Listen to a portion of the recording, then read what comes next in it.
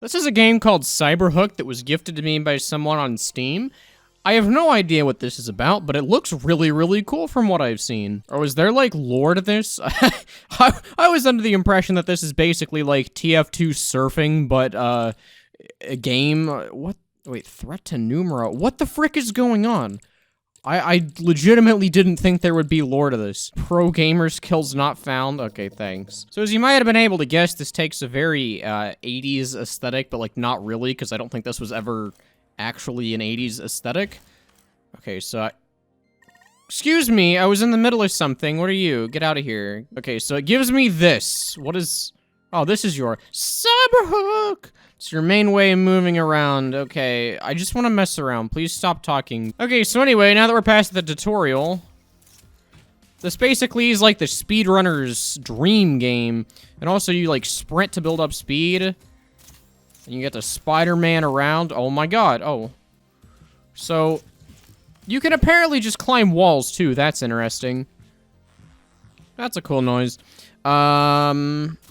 Wait. What? Why can't I grapple? Oh. Okay, so I get what's happening now. The, Oh, wait, is this an Easter egg? What is this? What? Why is there just area back here? I don't think I'm supposed to be here. So this kind of follows a similar design scheme to Portal in terms of, like, it very clearly has two different surfaces that can and cannot be interacted with. Overall, this looks really cool. Oh, what the frick? You can... This will let you look below parallel. So instead of, like, having a 90-degree vertical field of view, or I guess, like, 180 up and down, it has, like, 210. Oh, this is no, this is really trippy. I don't like that. All right, let's do it. Let's get into our first thing here. Okay, so yeah, you can go pretty quick.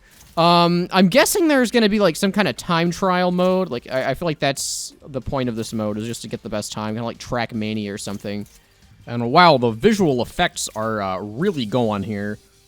So yeah, you can get through this pretty quick. And I got an achievement. You can't see it though. Oh yeah, so there's like a leaderboard and everything. Okay, this is pretty cool. I guess we just gotta like I guess we don't gotta speedrun because someone's gonna freaking talk to us all the time. It's also occurred to me that when you build up full speed, you don't even like... Stop! Oh, this is important. I can slow down time by pressing shift. What? What? What the frick, dude? This game is sweet! You could, like, do about anything you want. Also, the effect that this makes. Like, watch this. Oh, just so satisfying. Okay, so let's practice with the world here. Oh, I just died. Wait, what killed me? I don't even know. Oh, if I touch the red goopy stuff. I don't know why I said goop. It's like literally a solid. No! No! No! No, please! No, please! Oh, wait! Am I just screwed? Am I going 1 mile an hour? I'm just sitting here. Okay, we're good. Okay, so there's a pretty good margin of error. They like coat the underside of everything with stuff. Oh my goodness. All right, 3, 2, 1, go. Let's sprint. Let's do it. So I guess there's like, I would imagine there's a pretty high skill ceiling to this game. Maybe not as much as like Trackmania or anything, but I can definitely imagine there being some people who put ungodly amounts of time into this. Although from what I've personally seen, not a ton of people on my friends list play this. Only the person that gifted it to me and one other. So I'm trying to figure out what the actual benefit is to slowing down time, like once you understand the game. I understand that there's like probably some points where it's beneficial to do, but I don't know.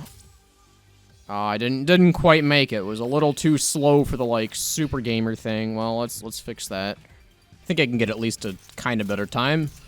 Come on! Come on! Okay, well, I think the final time is 30 seconds.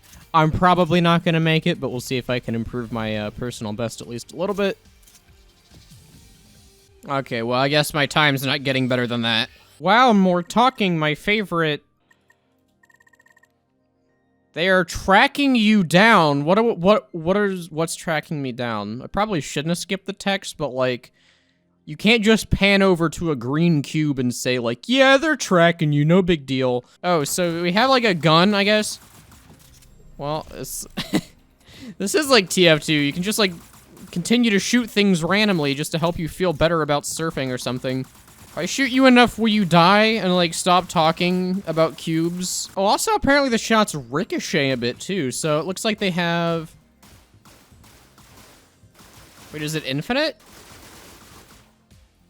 Okay, it's not quite infinite, like they stop eventually, but that's still a lot of ricocheting, like what in the world? Cubes of despair. I'm literally running around with a hook in my hand. I don't know if these are quite despair enough for me. They're just green cubes. Well, I like the gun in concept, so let's see if they've incorporated it into the level pretty well. It seems like it would be something that would be interesting at least. Frick.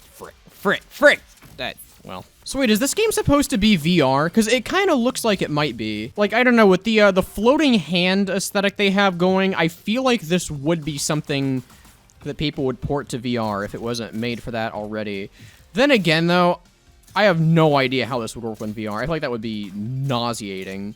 Like, even if you don't have motion sickness, that would be a terrible experience. Also, I don't even, like, need to shoot the cubes. I just want to because it's really satisfying actually having a gun in this game. It's like including a jump feature in games where you don't need to jump. You know that people are just going to spam it, but that's the only reason why people do it. It's just because it's fun. Okay, so it looks like we have a pretty good goal ahead of us, and we have to collect the little diamonds to progress, I guess. We have 7 of the 15 we need. Let's play around with this a little bit. I feel like this is a pretty intricate game, or I guess a pretty intricate world selection system for literally being a speedrun gate. And also, man, the, like, right and left click is, like, messing me up. It feels like it should be reversed from what it is. Might have to change that. Alright, let's see how well I did. Oh, wait, what? Wait, that had a 15-second time limit? I did that, like, instantaneously. What the frick? So I'll show off one more here. Sorry, I've kind of been saying, like, nothing. I feel like the gameplay really is king with this type of game. So I've kind of just been, like, talking to fill the space while you guys can see what's happening in the background. But overall, I mean, this is a lot of fun. Even just doing, like, the really basic tutorial levels. It's cool. I like the physics of this. I'll do a more in-depth review at the end, but... Yeah, this is this is sweet. You can really get going once you kind of learn the physics of the game engine here. I kind of wish this was built on something like Source. I feel like it would be way more fun if the game engine was a little buggier, which sounds really weird to say, but like, look at games like TF2, Smash Melee. Like, you can get some really crazy stuff going just by abusing the game engine. This just feels a little too clean for my tastes. Oh, goodness gracious, this one looks hard. All right, let's get going here. I'm trying to think too. My guess is what they're gonna do from like what I've seen is they'll start incorporating the death areas more often. Like, yeah, oh crap. Instant death! Come on! Ah! Did we get it? Oh, I had like plenty of time to spare. Never mind. Yeah, like, what is this? Like 17 seconds? How do you make 3 seconds of mistakes on that? That seems like the most straightforward level in existence. Ah, goody, more text boxes. Space. I already knew I could do this. Don't ever say that again. Don't I... Who wrote the text for this game? What the frick? It's not like he is playing. Shut up! I don't care about the lore. I don't care if, like, Freddy Fazbear is tracking me down or what. I want to just speedrun the game. The beginning and the training, what's the difference? I didn't even finish this world. let me play.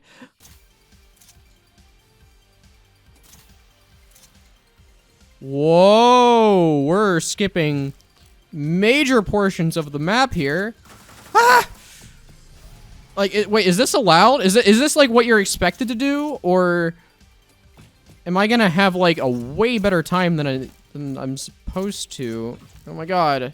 Probably not now. Oh, it's 25 seconds. Okay, no, they expected you to do that then. Okay, well, that's kind of cool, but also kind of lame. I want to feel like I'm breaking the game. You know what this game kind of feels like, if only a little, is Run, like Run 2, if you've ever played that on Cool Math Games. It's not exactly the same. I mean, there are some obvious differences just in terms of, like, technical skill required, but The general aesthetic is very similar, and honestly, I wonder if they're inspired by it at all. Oh my god. Oh, wait, that's the downside to using time stop. I was wondering why they would allow you to basically cheat like that. Let me show you. If you're not paying attention, let me show you the difference between using time stop and not using time stop.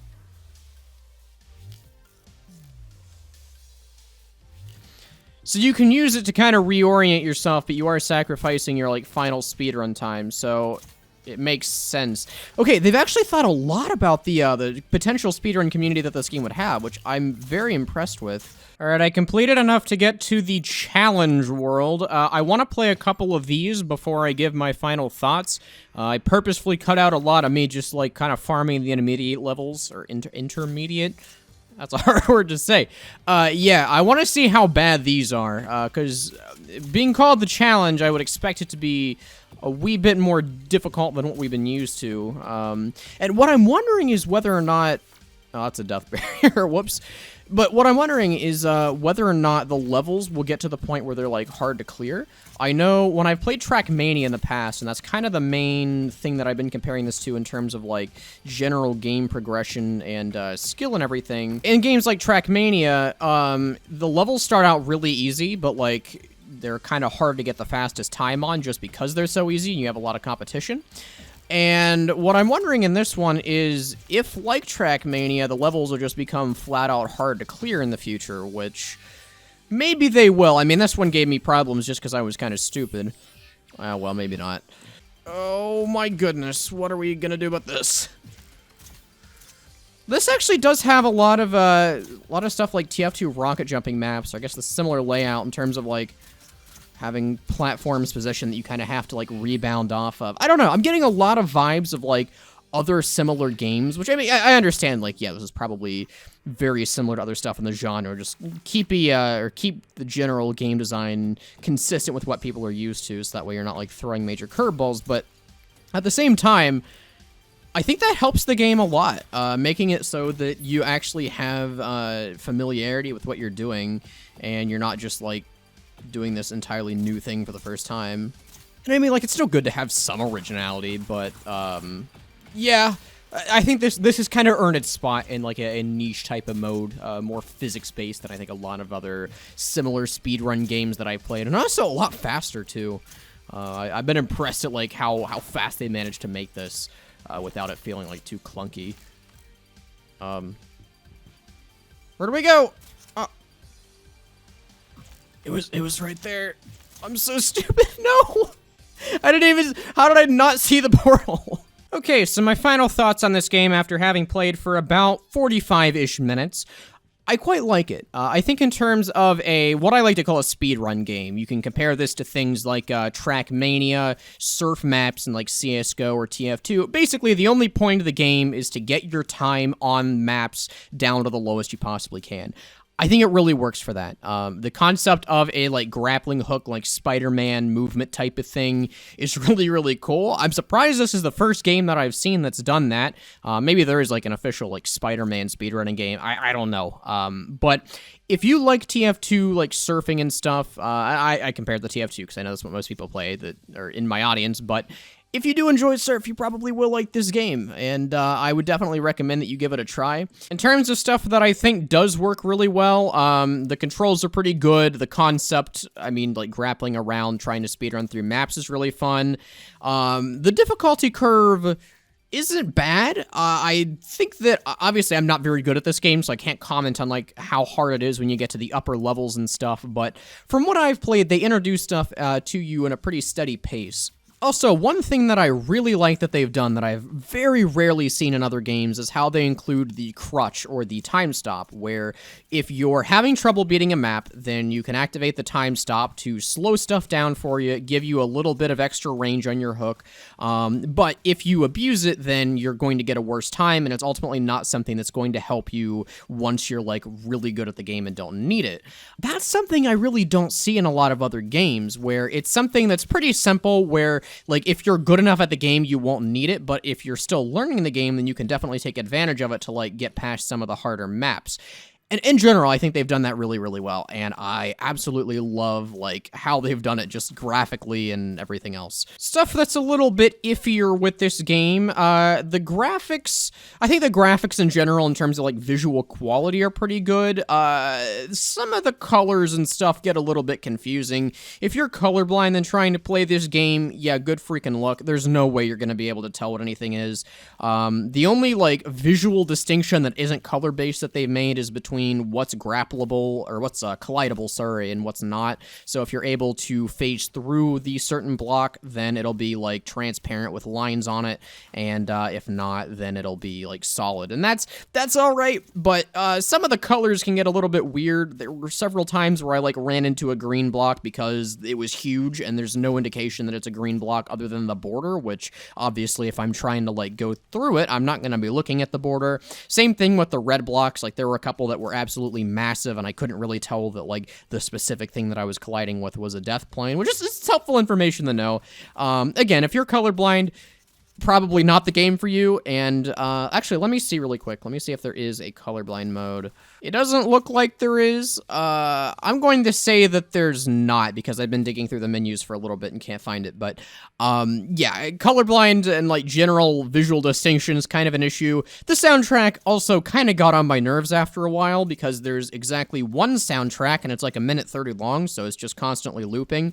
I compare this to Trackmania so much, but in Trackmania, there was like one of maybe 6 or 7 random songs that would play, and each of those were a little bit longer.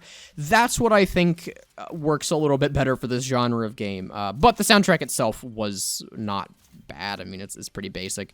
Overall, would I recommend you give this game a try? Yeah, absolutely. If you like the genre, of course. If you're prone to doing, like, surf maps in TF2, if you're prone to doing, like, games that require you to grind out times, as I mentioned earlier, that's pretty much, like, who this game is made for. But yeah, absolutely download this. Probably wait until it's on sale, though. I think the $15 is a pretty steep price for how much content's in here. And given I've not explored every single level, but from what I can find, it looks like there are only a couple worlds, and I don't know. I'll leave that up to you. Maybe it's fine. Anyways, this is a little bit of an experimental format for Blue's Nest here. I kind of want to breathe some more life into this channel and do stuff that I really wouldn't do on Great Blue. I think at this point, Great Blue's kind of become an analytical channel for TF2, which is a pretty tight niche, but apparently it's not, because a lot of people just like it. So I'm going to try to do stuff with other games on this channel, and if you really think I should migrate this type of stuff over to Great Blue itself and not leave it in the remnants of this channel, let me know. I'm still trying to figure out how exactly to handle that type of thing. Anyway, if you enjoyed this video, make sure to like. If not, let me know why. This is a prime time for feedback, and I am all ears. And most importantly, have a good one.